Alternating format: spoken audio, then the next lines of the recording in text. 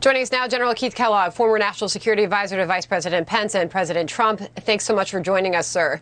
Do you believe that Russia is on the verge of invading Ukraine? Thanks, Sandra. Thanks for having me. Yes, I do. Look, I think the indicators now are really starting to grow. It's not so much the cyber attack, which I think is a rehearsal to what may happen, but I think the talks that happened this last week with the Russia-U.S. bilaterals and the NATO talks, the OSCE talks have broken down. They really didn't go very far. But there's a big tell. They're starting to move logistics forces as well going forward, not just aviation. But when you start moving logistics forces in, that means you're really getting closer to doing some type of dramatic military operation. And I think they're going there. I think they're looking at taking a hunk out of eastern Ukraine to give themselves a huge land bridge between Crimea and Russia proper instead of just the bridge over the Black Sea. So I think they're really gearing up to go, and I think it should be very, very worrisome. My concern is that I don't think we're taking it very seriously. And what I mean by that is President Biden, it seems like he's always a step behind when it comes to national security, and I think this is a huge instance where he is, in fact, and the nation's a step behind. On that note, the president's press secretary was asked about this developing story in the press briefing this morning. Psaki said this. Listen.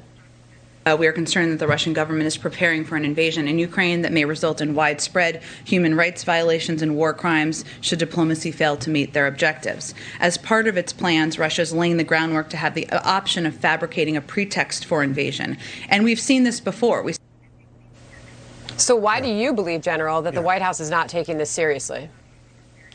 I just think it's a pattern. This pattern they've set before, that it's just they hope that people are going to ignore it. Everything from what you've seen what's happening with immigration, with Afghanistan, and now with Ukraine, because I think they're a step behind, Sandra. They should have been planning to do some type of preventative operation well over a month or 2 months ago. And what I mean by that is you should have increased military aid to Ukraine. And then the president picks up the phone and he calls Putin and he tells him, look, if you thought at that time, the Soviet Union, if you thought Afghanistan was bad, Ukraine will be worse. And there's going to be a lot of body bags coming home to Russia proper. But we didn't do that. We really haven't up-armed him at all. We're just doing a lot of talks, and the talks have gone nowhere.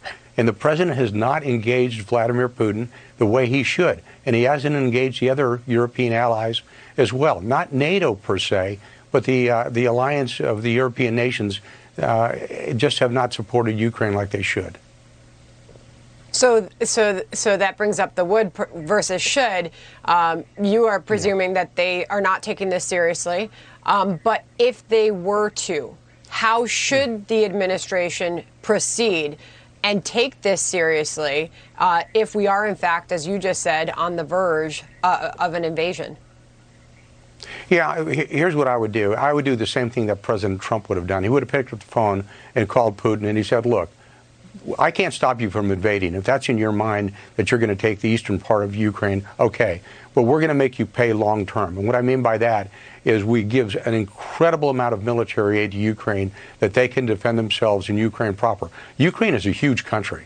It's the second largest landmass in Europe. And they are not positioned, the Russians, are not positioned to take all of Ukraine, but they are positioned to take the eastern portion.